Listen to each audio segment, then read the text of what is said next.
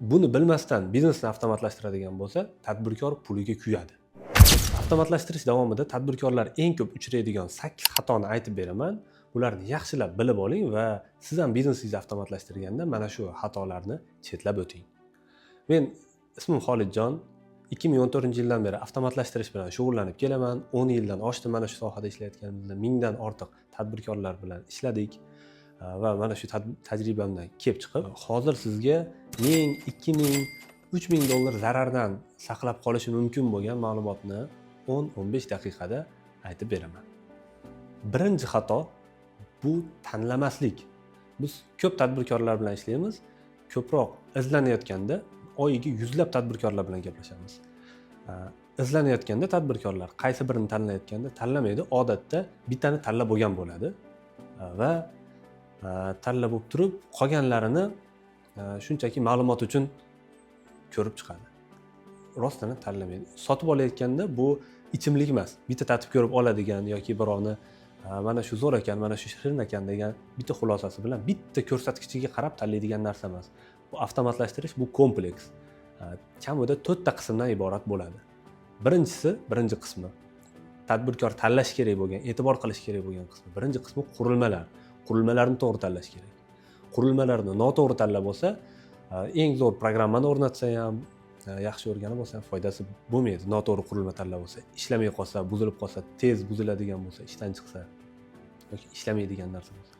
Ikkinchi qismi bu dastur. Qurilma va dastur bir-birisiz ishlamaydi. Ikkalasi xuddi shu bosh bilan tanaga o'xshagan narsa. Birgalikda ishlaydi. Uchinchisi ta'lim. Bu dasturni ham sotib oladi, qurilmalar sotib oladi, ta'lim sotib oladi. Agar yaxshi qurilma sotib olsa, yaxshi dastur sotib olsa, lekin uni o'rganmasa, to'g'ri ishlata olmasa, undan foyda ola olmaydi. Xo'p, endi uchala unsurni ham yaxshisini tanladi. To'rtinchi unsur bor. To'rtinchi qismi bor avtomatlashtirishning. Bu hamma yoq zo'r bo'ldi. 3 ta unsur. To'rtinchi unsur doimiy texnik yordam. Agar doimiy texnik yordam bo'lmasa, arzimagan nosozlik chiqib, shu qurilmasi ham, eng zo'r dasturi ham, eng zo'r o'rgangan xodimi ham ishlay olmay qolishi mumkin. Bu ham texnikaga o'xshagan, boshqa texnikalarga o'xshagan texnika, bunga mutaxassisning yordami kerak bo'ladi va bu tizimlarni xili ko'pligi uchun bitta turdagi tizimga boshqa turdagi mutaxassis, boshqa turdagi tizimning mutaxassisi texnik yordam ko'rsata olmasligi mumkin umuman tushunmasligi mumkin. Shuning uchun texnik yordam borligi ham juda muhim. Mana shu to'ralasi tengdaniga bo'lish kerak. Tanlayotganda mana shu to'rala jihatiga ham e'tibor berish kerak tadbirkorlar. Ikkinchi katta xato bu narxiga qarab xulosa qilish. Bu yangi soha bo'lgani uchun arzonroqlari ham, qimmatroqlari ham. Bu arzonroq degani yomon, qimmatroq degani yaxshi emas. Yaxshi degani emas, bitta narxiga qarab tanlash ham noto'g'ri.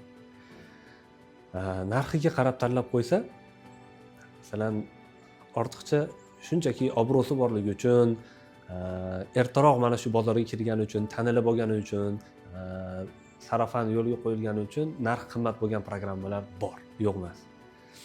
Yoki kichik tadbirkorga keltiradigan foydasi ozroq, lekin masalan imkoniyat ko'p bo'lishi mumkin. U ko'p imkoniyatdan atigi 20% dan foydalanishingiz mumkin. Mana shunday programmalar bor.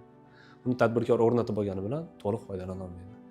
O'ziga mosini, o'zini darajasiga, o'zini masshtabiga, o'zini hozirgi biznesini turiga eng mosini tanlash kerak. Bunga vaqt ajratishga arziydi, chunki vaqti kelsa, masalan 20 ming, 30 ming dollar sarflab biznes boshlayotgan bo'lsa, shu tikayotgan sarmoyasini u yoq 5, 10, 15% ni mana shu avtomatlashtirishga sarflaydi.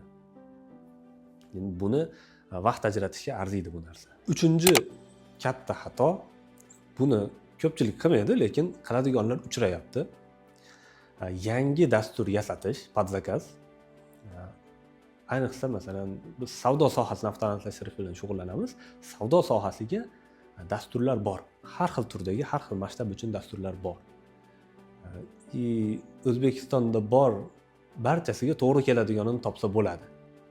Deyarli barchasiga, 95% ga topsa bo'ladi.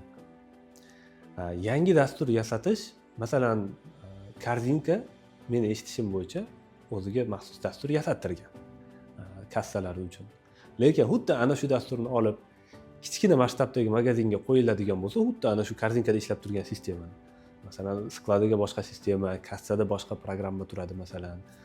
Ijro intizomga xodimlarni nazoratiga boshqa programmadan foydalanadi masalan, HR da boshqa programmadan. Xuddi ana shu sistemani olib qo'yiladigan bo'lsa, kichkina magazinlar ga foydadan ko'ra kichkina magazinlarga ziyoni ko'proq vaqt olib qo'yadi, ko'proq mehnat olib qo'yishi turgan gap. Endi yangi dastur yasatish o'zi yangi dastur degani yomon emas. Odatda ko'p uchrayotgan tadbirkorlarda uchrayapti bizga. Bir jiyani o'qigan masalan, yangi o'qidimi, dasturlashni o'rgandi, shu sohani o'rgandi. Tajribasiz odamlar tomonidan chiqarilgan yangi dastur qiynab qo'yadi tadbirkorni. Hamma texnika ham yangi chiqarilganda o'ziga yarasha xatosi bo'ladi, o'ziga yarasha to'g'rilash kerak, sayqal berish kerak bo'lgan joylari bo'ladi. Mana shu joyi qiynab qo'yadi.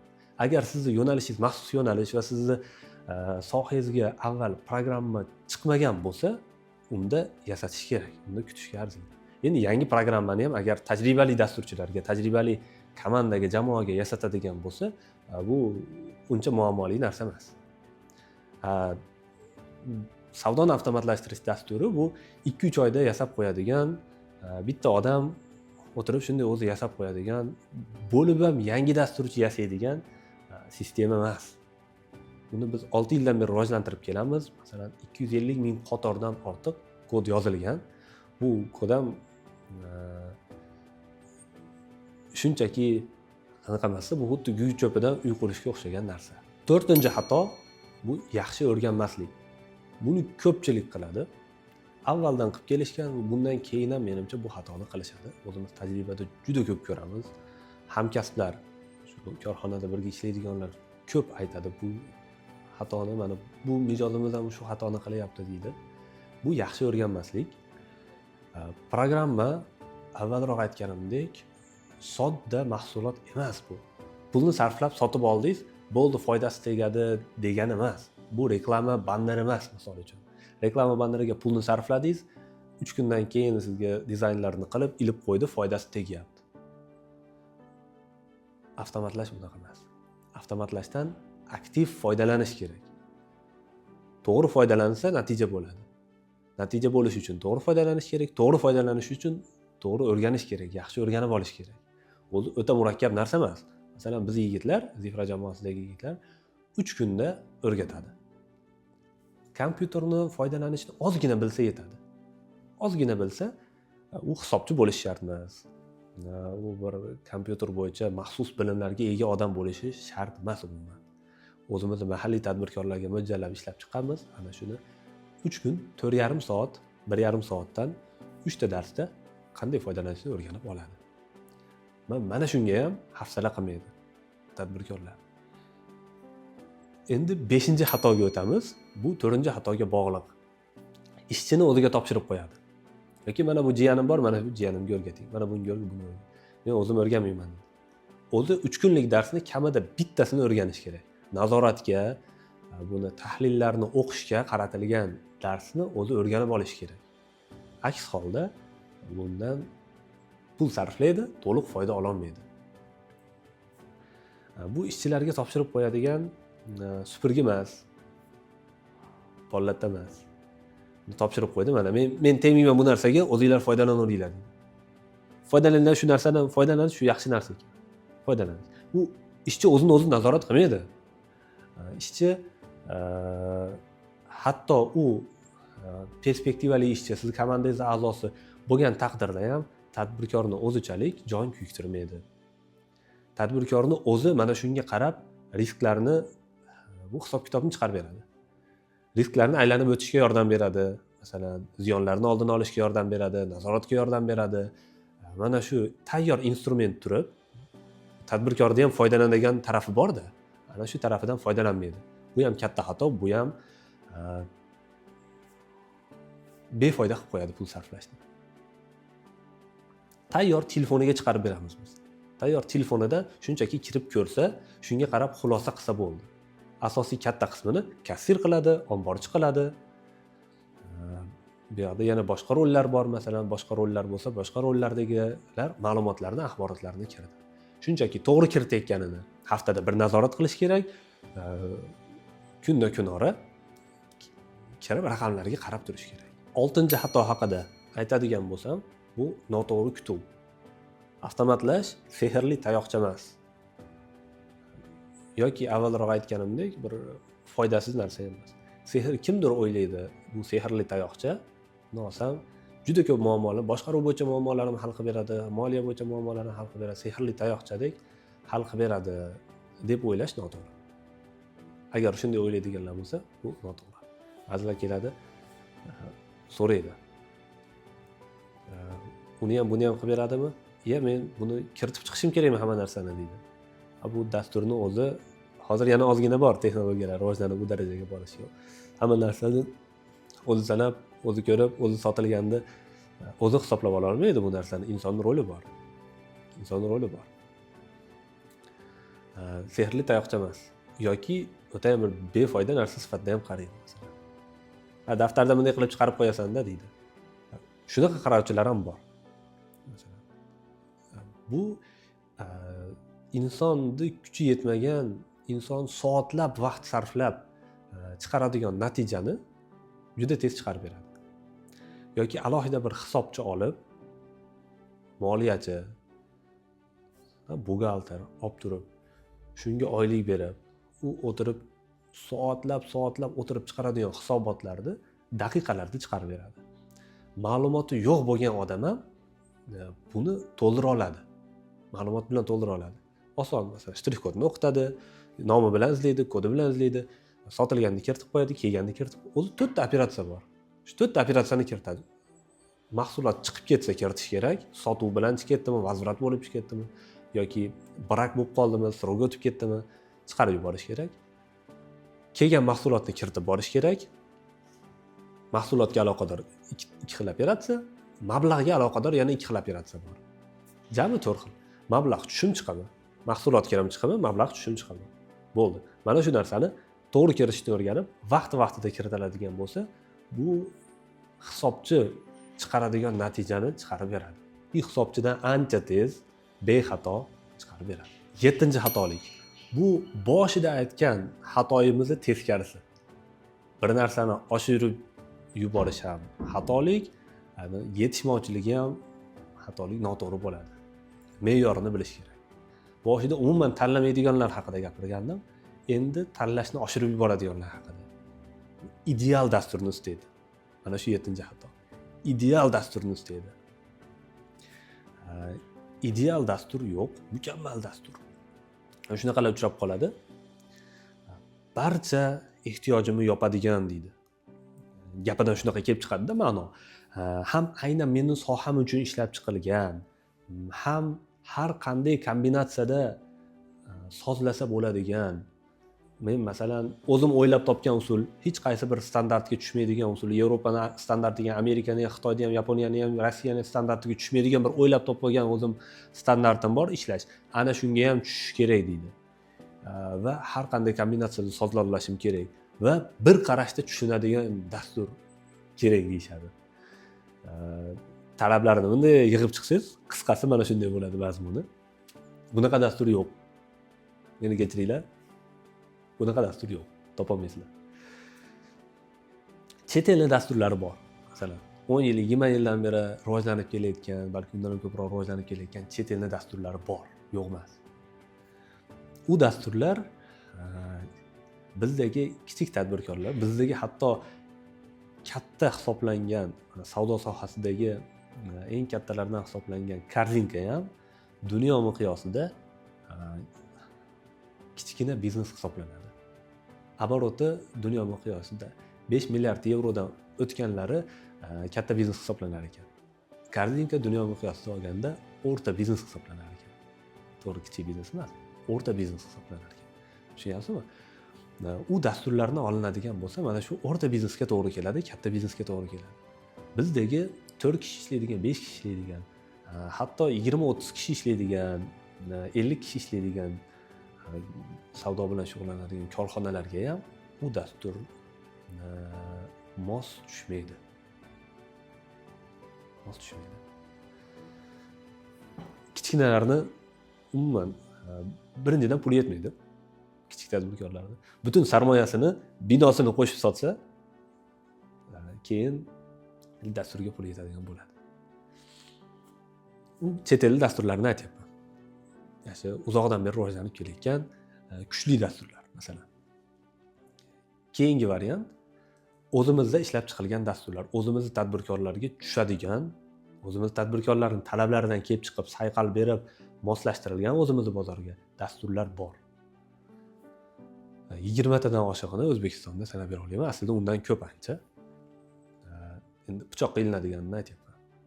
Pichoq qilinadigan, ishlab natija bera oladiganini men qo'rqmasdan, bularning dasturi ham masalan o'rnatgan bo'lardim, o'zim shug'ullansam, savdo bilan deganlarim 20 tadan sal oshiqroq. U dasturlar hali beri alohida sohalarga moslab ulgurmadi. Harakat bor, lekin hamma hamkasblarimiz, jumladan biz ham iloji boricha kengroq sohalarni qamrab olmoqchimiz. Iloji boricha ko'proq sohani qamrab olishga harakat qilyapmiz, universalroq qilishga harakat qilyapmiz. Endi harakat bor, ba'zi hamkasblarimiz, o'zimiz ham qaysidir sohalarga mukammalroq, kattaroq chuqurlashib ana shu soha uchun eng mos bo'lgan yechimni berishni endi harakati bo'lyapti. Masalan, oziq-ovqat uchun maxsus dastur, apteka uchun bor. Apteka uchun bor. Oziq-ovqat uchun maxsus dastur, qurilish mollari uchun maxsus dastur bormi deydi. Bizga oziq-ovqatniki kerak emas, qurilish mollariniki kerak deydi. Bu hozir hisob-kitob avtomatizatsiyasi. Unda ham bunda ham faoliyat savdo, unda ham bunda ham mahsulot olib keladi, mahsulotni sotadi, foyda qiladi. U ham nasiyaga beradi, bu ham nasiyaga beradi. Ozgina farqli tomonlari bo'lishi mumkin. Qurilish mollarida oddiy odamga dona narxda, ustalarga ustani narxida, optim oladigan, yana optim ko'proq olib keladigan bo'lsa, boshqa magazinlarga optim narxda, misol uchun 3 xil narx qo'yib sotishi mumkin. Bunga yechim bor allaqachon. Ko'p dasturlarda bor yechim. Biznikida bor avvaldan. Xuddi shunga o'xshab, bu ikkalasi aslida mazmunan olganda bir xil faoliyat. Unga tushgan dastur 80% ehtiyojini bu sohani ham yopib beradi. Aynan parfumeriyaga mos dastur bormi deydi. Konstovarga mos dastur bormi deydi. Bu foydani chiqarib beradi, hisobchini ishini bajarib beradi. Hisob kitobini avtomatlashtirib beradi. Nazoratiga yordam beradi. Pulni nazoratiga, mahsulotni nazoratiga. Masalan, shu avtomatizatsiya qilish kerak bo'lgan vazifalarni bajarib beradi. 80% ehtiyojini yopadi. 100% ni yopadigan, aytganimdek, hozircha yo'q. Bo'lsa ham, yo'q, boshida aytgan 4 ta unsur bor edi-yu, 4 ta unsurni tengdaniga topa olmaysiz O'zbekistonda. Agar maxsus dasturini topsangiz, texnik yordami uzoqroqda yaxshi o'rgana olmaysiz. Til baryeri bor, til to'sig'i bor. Masalan, yoki ertaga o'rnatganingizdan keyin xodimlarga o'rgatish qiyin bo'ladi va hokazo, o'ziga yarasha minuslari bor. Shuning uchun ideal dastur yo'q, lekin kamchiligi ozroq, sizga ko'proq tushadiganlari bor. Shunaqasini izlashni tavsiya qilaman. 80%, 85% ehtiyojni yopyaptimi? Demak, u yaxshi tanlov. 8-chi, oxirgi xato. Tadbirkorlar kelib turib so'rashadi, korzinka qaysi dasturni ishlatadi? Makro qaysi dasturni ishlatadi? Rossiyani Magnita, Petyorochka qaysi dasturni ishlatadi? Masalan, qanaqa dastur? Bizga ana shunaqa dastur kerak deyshadi, masalan. Shunaqalar bor. Katta tarmoqlar uchun chiqarilgan dastur bilan, ularning muammolari, ularga berilgan yechimlar bilan kichik tadbirkorlarning muammolari va ularning yechimlari farq qiladi, dastur ham farq qiladi. Uni sistemasini olib kelib o'rnatsak, avvalroq aytganimdek, tadbirkorga bu qiyin bo'ladi. Ishini osonlashtirmaydi. U zo'r bo'lib ketmaydi. U naborot qiyin bo'ladi. Katta tarmoqning dasturini, masalan, kichik do'kon deganda nimani nazarda tutyapman? 4 kvadrat joyga ochilgan baqqolchilik do'konini nazarda tutmayapman. 200 kvadrat metrlik bir dona do'kon ham aslida kichik biznes, katta biznes emas. 400 kvadratlik do'kon ham kichik biznes. Kechirasizlar. Agar kimgadir qo'polashtirgan bo'lsa gapim, dunyo miqyosida olganda kichik biznes. O'zbekistonda kattadir. Молодец, ko'pchilikni ish bilan ta'minlayapsizlar, hurmat qilaman sizlarni, lekin kichik biznes bu. Va shu bizneslarga ham 10 kishi ishlasa ham, 20 kishi ishlasa ham, 50 kishi ishlasa ham sizlarga noqulay bo'ladi bu narsa. Noqulay bo'ladi. Sababi, misol bilan keltiraman. Bitta mahsulot tarmoqda programmasida zakaz qilinib, hali mahsulot kelmasidan avval sistemaga kiritiladi. Masalan, sistema nimalar olib kelish kerakligini chiqaradi, nimalar olib kelish kerak. Ana shundan kelib chiqib, zakaz qilingani tizimga kiritiladi. Zakaz qiladigan odam umuman u mahsulotni ushlamasligi, hayotda ko'rmasligi mumkin. Katta ehtimol bilan shunaqa. Endi zakaz qilinadi. Zakaz qilingandan keyin uni mas'ullar olib keladi. Yo olib keladi, yo поставщик olib keladi. Skladda kimdir qabul qilib oladi. Qabul qilgani haqida axborot kiritiladi. Qaysi skladga qabul qilindi. Endi undan chiqib ketgani haqida axborot kiritiladi. U skladdan, masalan, markaziy skladdan hududiy skladlarga tarqatilishi mumkin. Hududiy skladlardan keyingina har bir savdo nuqtasini skladiga yetib keladi. Skladiga yetib keldi degani hali bu yerda sotuvga chiqdi degani emas. Bu yerda bitta mahsulot zakaz qilinib, yetib kelib polkaga kelguncha 5 ta, 10 ta, 15 ta odam sistemada tasdiqlashib, bu bilan qandaydir operatsiyalar qilish kerak bo'ladi.